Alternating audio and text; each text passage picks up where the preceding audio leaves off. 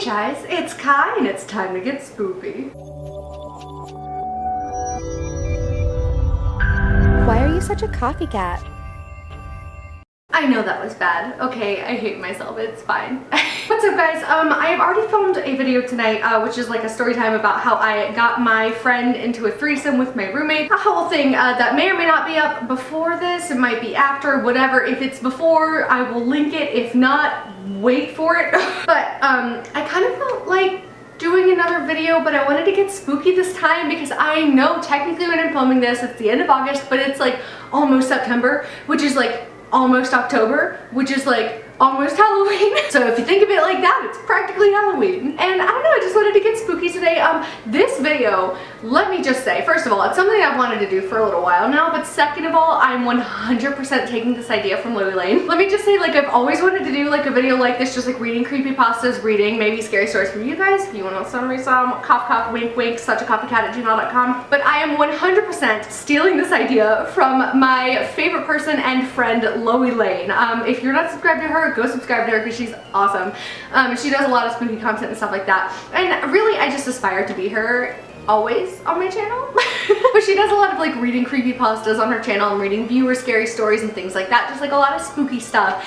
And I don't know, like I said, I'm in the spooky mood. I've already got some Halloween stuff, and by some, I don't just mean this, but this is all you can see for the moment. Anyway, I just didn't feel like telling my own scary story time right now, so I wanted to do some creepypastas, and I keep getting emails about new ones anyway, and I thought this would be fun. Also, for the moment, I'm wearing this thing in an attempt to pretend like it's already fall and colder than it is, but I'm already sweating, so I might take it off.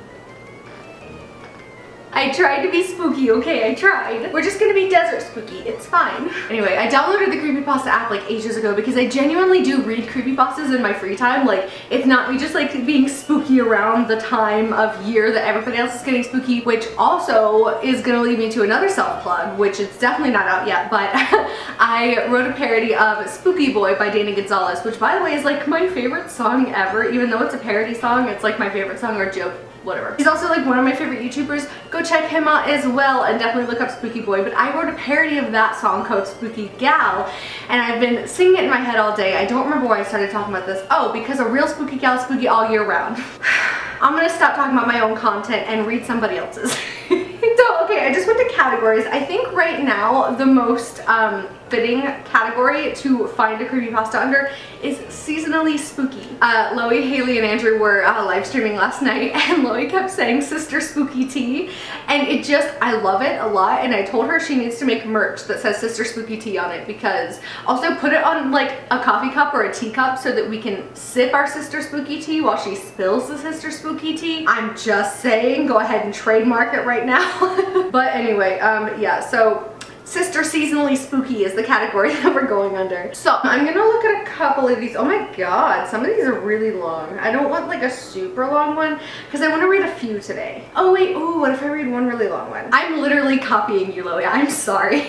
The Perfectly Behaved Boy, A Dark Christmas Tale. No. Tragedy at Tuckahoe Lake. Trick or Treat. Oh my god. Okay, we're gonna do this one. I don't know what it's about. I haven't even like skimmed any of these, but this title is so fun. Melvin Maudley's Malevolent Market. You know, like the meme that was going around Tumblr like ages ago, like, I'm always a slut for Doritos. I'm a slut for alliteration. Oh wait, oh, and that's alliteration in itself because there's S's and L's. S and L. I hate myself. S's and L's in that one as well. Okay, wow, I'm rhyming, I'm Dr. Seuss. We're here to be creepy, so we're gonna get creepy. Okay, okay. It had taken only a few seconds, but the old lamplit street you were walking on suddenly melts away, and you stand in a crowded thrum of bodies and shouting. Looking around, you notice the things around you are far from human. Goblinoid creatures with silver-white flesh, amphibious bipedal creatures with blue-green scales, and even a few humanoid beings parade down the street, entering all manner of establishments along the street.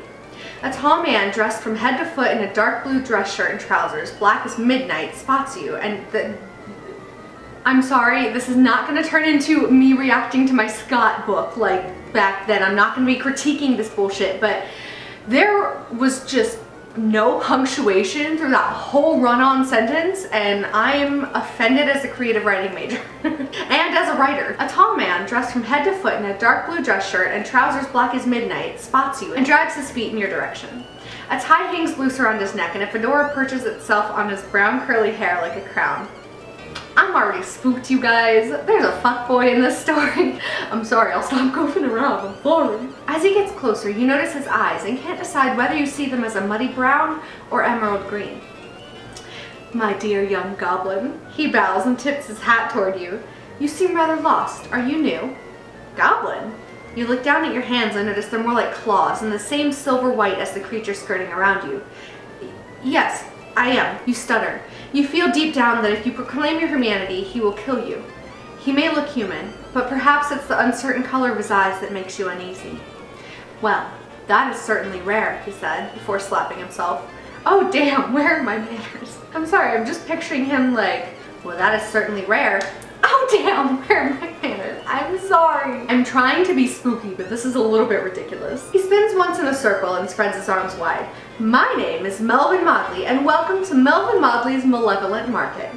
Spells and sorceries, trinkets and charms, curses and cripplings, we have it all. Have an enemy whose existence eludes you? Oh my god, all the alliteration, I'm living. Hi, hello, I'd like to contact the year 2011 and see if I can use the word nerdgasm, because that's what just happened on this camera. Erase his actual existence. Make him fade from the world, never seen nor heard from again. Homeless people hogging the sidewalk? Give them a new home. The ninth circle of hell? All are free to shop, all are welcome, so don't be shy. You will not be disappointed. He never said those words, yet they echo in your head. You try not to shiver. He wraps an arm around you and leads you through the marketplace. When I say all are welcome, I mean it. I even let some humans around as well. You don't mind humans, do you? I love them. In fact, there is one thing I love about humans. If there is one thing I love about humans, it's the vicious veracity of their vengeful minds. This is supposed to be a spooky video and I'm just nerding out all over all of the sounds. It's the vicious veracity of their vengeful minds, the pitch blackness hidden away in their hearts, more monstrous than our own. What hypocritical creatures they are, these pious degenerates. Yes, I like the sound of that. Pious degenerates, so gentle when powerless, yet so ready to abuse all the power in the world. Also stupid. Unbelievably stupid. I mean, you right, dude, you right. That reminds me of this one human, Gregory Stonewall, a man I watched stumble into this very square as if by accident. However, my dear gobbish friend, there are no accidents where the market is concerned. He wandered out here as most humans do, drunk and out for petty revenge. I remember I stepped up to him, tipping my hat slightly forward as all gentlemen do. Gregory Stonewall, I gasped, feigning surprise at his sudden visit. He mumbled something in return, eyes clouded, breath reeking of alcohol. Isn't drunkenness the most adorable vice? No. However, I couldn't exactly lead him anywhere while drunk, much to my dismay, so I pulled open his mouth and spat in it. Oh my god, ew. Why? The fogginess of his alcohol-induced stupor drained from his body, from the top of his balding head to the tips of his fat, wormy toes. He stumbled backwards, sober as a father the moment he realizes his children will never amount to anything. Perhaps it was because I tore him from the warm buzz of altered personality, or perhaps it was because I spat in his mouth before he glowered at me fiercely. Well, I would too. Oh my god, I'm sorry. This story is ridiculous and I'm literally just laughing at this whole thing. I think I'm gonna not finish this story because, oh my god. Let's pick another. Wait, oh my god, wait, I can only unlock these stories if I do this thing every single time. Are you serious? That's stupid. It's fine. We'll just pick one off the main list. So I think I'm gonna read this one called A Flickering Light at the End of My Street, written by Good Samaritan. I was out of town on a business trip last week. Working in IT sucks sometimes. My wife and daughter, almost 4, were home alone the entire time. Always makes me a bit nervous. There isn't anyone I can call to watch over the house. Call me an overprotective father and husband. During my trip, my wife called a few times and said the power has been acting weird in the neighborhood. Brownouts, I've never heard anyone refer to anything as a brownout. Brownouts, complete blackouts, etc. I wasn't too concerned. We live in an old neighborhood built in the 50s that was originally used as housing for railroad workers at the nearby rail yard. An almost 70-year-old neighborhood is going to have issues. I was also a bit nervous because we aren't close with our neighbors. My wife and I are both 30 with a small child. Our neighbors are all elderly. Most of them have lived there for 30 plus years. I flew back in town a week ago this past Friday, tipped the Uber driver for the ride from the airport, and went in to hug my wife and daughter.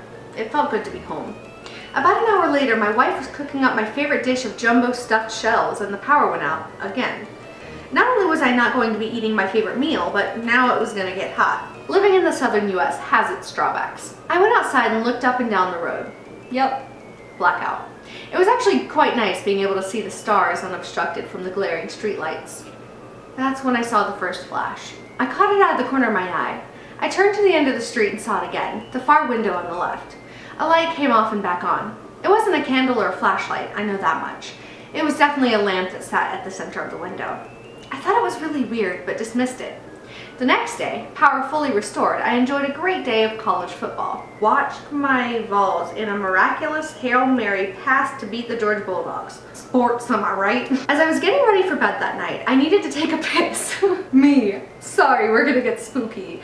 This story 1 second later, I had to take a piss. Okay, Andrew, TMI. Another channel you should go subscribe to if you haven't. Well, my wife was in a restroom and I had to go. And, well, when nature calls. I stepped out onto the front porch.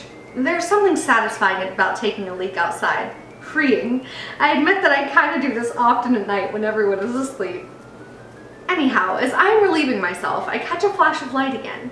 The same window in the same house. The house is completely dark with the exception of that one light flashing off and on. Weird. I watched for a few seconds and went in. I asked my wife about it and she said that she had noticed it too. I was a little worried, to be honest. What if it was an elderly neighbor that needed help? I convinced myself that it was okay, probably a timer or something messed up on it and the folks that live there. Sadly, I don't know who lives there or what they look like when on vacation. Last Monday, I was driving home from work. Did I mention working in IT sucks? And my wife called. Power was out again. Great. It had been out for 4 to 5 hours at this point and it was hot as hell in the house. I stopped at the gas station and picked up some ice and a popsicle for my kid. The sun had just set when I pulled into our driveway and saw the same light going off and on in the window. I studied it a bit more this time and it seemed random. Since I was already in my truck and I couldn't use the excuse of being too tired to walk down the road in the Tennessee heat, I figured I would just go and check on the people that lived there. I pulled into their driveway and no vehicles were there. I shrugged and went to the door.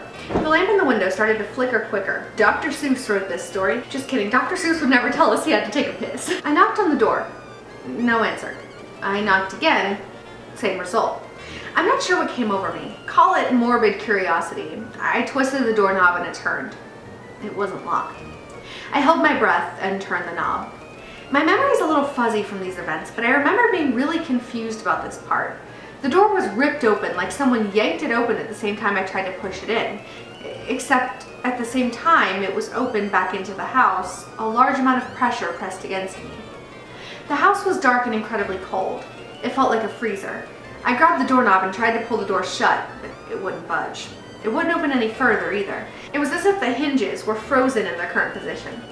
The house was like a frozen abyss. The hairs on the back of my neck stood up. I had the sudden feeling I was being watched. I rushed down the road to my house as quick as I could. Even if the power was working and I wasn't sweating my ass off, I don't think I would have slept that night. I told my wife what happened and she was a bit skeptical. She laughed a bit. I admit, I am somewhat susceptible to freaking myself out. I'll watch movies like The Exorcist by myself in the dark just to scare myself. But this was different. I was laying in bed last night and that same feeling like someone was watching overcame me again. That house, that same feeling. I couldn't resist and went outside. I went out on the front porch and looked down the road. My light was going on and off in the window. My heart was pumping slightly faster and my mouth grew dry. Something was off. My wife came outside and looked toward the end of the street. She asked if I was still worried about that damn house. I was. She laughed and started teasing me. She joked about the house trying to talk to me. She said it must be using Morse code. I asked her to grab me a pen and paper. She rolled her eyes. I asked her again. She came back a minute or so later with the pad she uses to make grocery lists and a pen. Quick flash, dot. Then a quick flash followed by a long one, then 2 quick ones. Dot dash dot dot. This is what I ended up with on a pad of paper. And then it has it there, but I don't know how to read Morse code, so. My wife poured herself a glass of wine and I sat down on the couch with my notepad. Oh, wine sounds good. Her quick teasing faded as I was able to decipher letters from the scribbles of dots and dashes. After I translated the first 3 letters, E-L-Y, she shifted next to me. She was just as curious as I was now. N-E-V. E-L-Y-N-E-V. Elenev. What the hell is that? We continued down the list. Nev. The same pattern started to appear. My stomach sank. I grabbed the notepad and threw it across the room. I slammed the laptop lid shut and ran into our daughter's room. She was sound asleep. Above her head, mounted on the wall, block letters reflected the glow of her nightlight. Evelyn. My wife doesn't want to go home tonight. Last night we immediately went to her sister's house. She is picking up Evelyn from daycare and wants to stay with her sister again or go to a hotel. Honestly, I'm really freaked out too. I don't know what to do. I did call the police. I asked them to do a courtesy check on our neighbor. I told them there was a light going on and off, but no cars in the driveway, and hasn't been in a while. I need to go home and feed the chickens. Reminds me of home. Yes, we are suburbanites who raise backyard chickens. And to be honest, I would rather do it before the sun goes down. The thought of going near that house again terrifies me. And that's it. Yeah, I think that's probably gonna be about all for this video. I think I'm gonna try and figure out a way to find better stories that are longer that I don't have to do something for every time, or maybe I'll just choose the stories ahead of time like an actual proper YouTuber. But regardless, I hope you guys enjoyed this video. Please don't forget to subscribe to my channel and give me those thumbs and share this video if you like me. Thank you guys so much for watching, especially to this week's shout out of the week across the screen right here. The spoopiest of all the spoopies. I don't know. Anyway, yeah, go check out that person, and also if you want to be shout of the week, all you have to do is be active with me on social media. Your best bet's probably Twitter. Lately I've been on Instagram a lot, and also if you're in the YouTube comments all the time, it's even better, because then I can actually shout out your channel as well at the end of the videos. Otherwise I'm just gonna have to put in a random channel that I've been watching a lot. So anyway, thank you guys so much for watching. Please subscribe to my channel if you have not already. Give me those thumbs, and share this video if you like me, please. I could use the validation. Oh my god. Also go check out Loey and Andrew, and who else did I mention in this video? I don't know. Just everybody. And yeah, let me know if you guys want me to do more of these in the comments down below. And please, like I said, if you have any spooky stories that either you want me to read, like creepypastas or whatever, or if you have your own scary stories, like ghost stories that you want me to share, especially because now that October's coming up, I'm gonna want to do spoopy shit a whole lot more. So get those emails that come in. Just send it to suchacopycat@gmail.com. And yeah, that's all for today. Thank you guys so much for watching. I don't know how many times I'm gonna say this outro over and over and over and over again. I promise next time I won't be so like, where's the punctuation? Actually, I'm not gonna make that promise. Thank you guys so much for watching. Stay cool, my dudes, and I'll see you next time.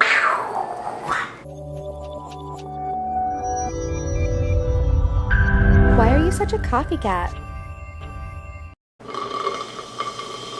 Bye.